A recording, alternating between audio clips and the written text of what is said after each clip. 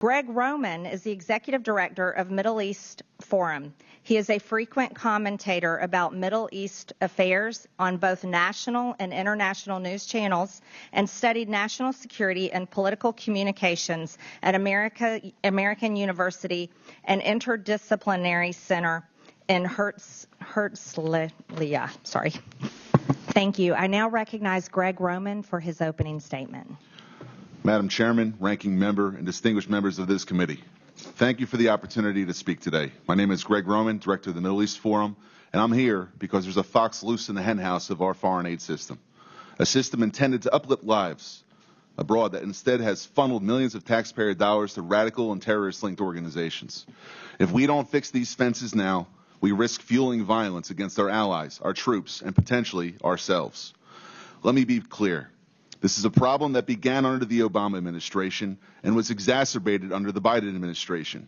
It's a problem that has been brewing across both of these 12 years of governance by a bureaucracy so insulated it can't always tell teachers from terrorists. The result is moral confusion among grant officers who unwittingly, and in some cases may intentionally, bankroll extremist causes.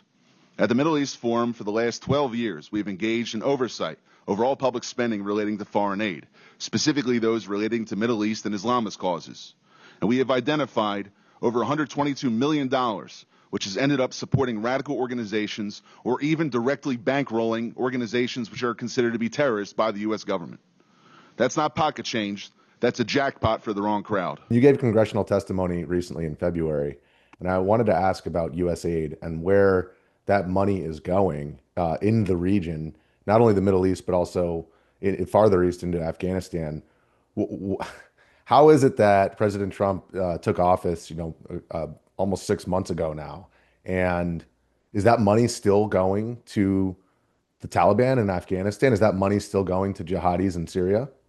So when grants are given by the U.S. government to foreign aid organizations or beneficiaries of the U.S. foreign aid system, the reporting on that is often 3 to 6 months behind.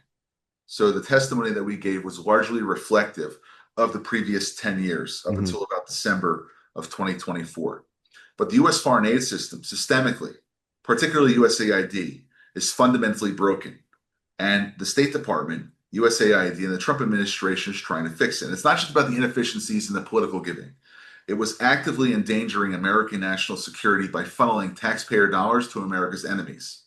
And we spent the better part of the last decade documenting the crisis, and then we've developed a clear blueprint for reform that's now being put into legislation that puts American interests first. More than anything else, the core problem was that we were bankrolling our own enemies. And as I said in my testimony when Congressman Burchett was asking questions, I said the U.S. government is forcing the American taxpayer into a sick partnership, funding our soldiers to fight terrorists with one hand, while our federal agencies fund those same terrorist charitable fronts with the other. It was strategic self-sabotage. So when we looked at this and we shared this with the administration, on day 2, a report went into the White House, and that started a process where we now saw these investigations going on. But I think that they're going on the right way to not just cutting the funding. That's the first part of the solution. But you have to change U.S. law in terms of how you fund these organizations, how you screen them, and how you ask for reports on how the money's being spent.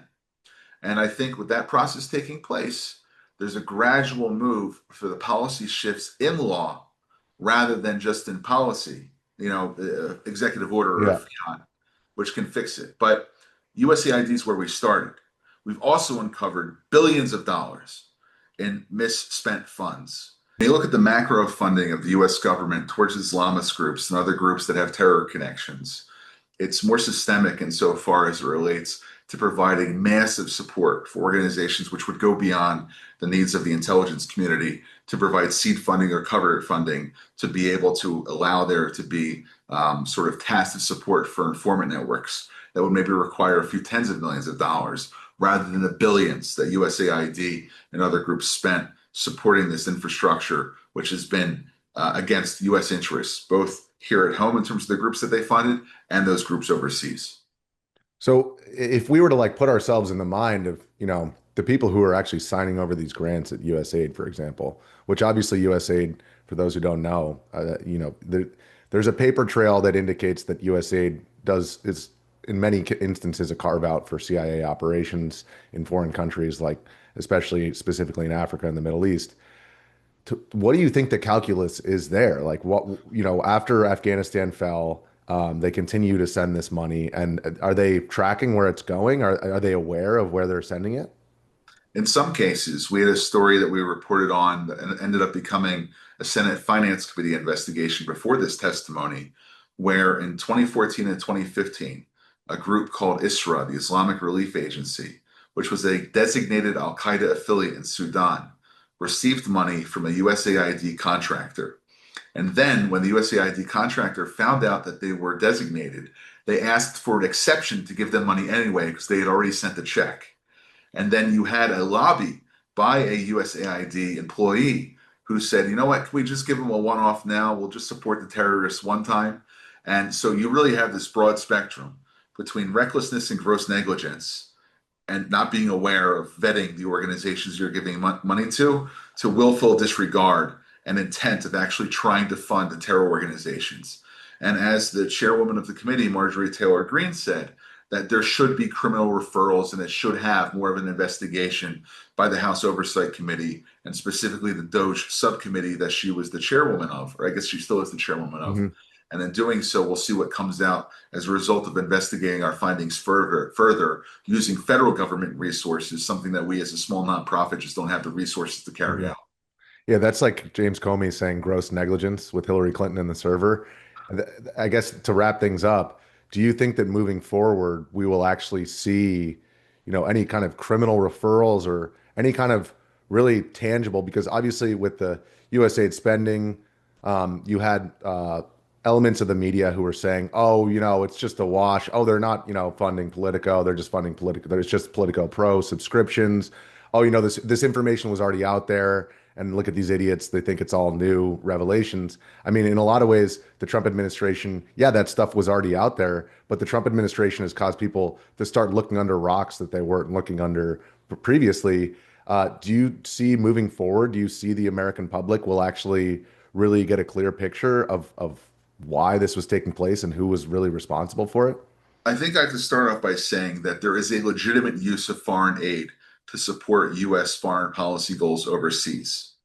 But when it starts getting into the realm of political preference, of funding programs that the majority of the American people would want to support, going beyond AIDS support, funding operations that the CIA needs because there's intelligence value there, and anything else to try to tamper extremism. And you start getting into the realm of fraud, waste, and abuse. And a fourth category, which was not spoken about until that hearing, which is underwriting terror organizations.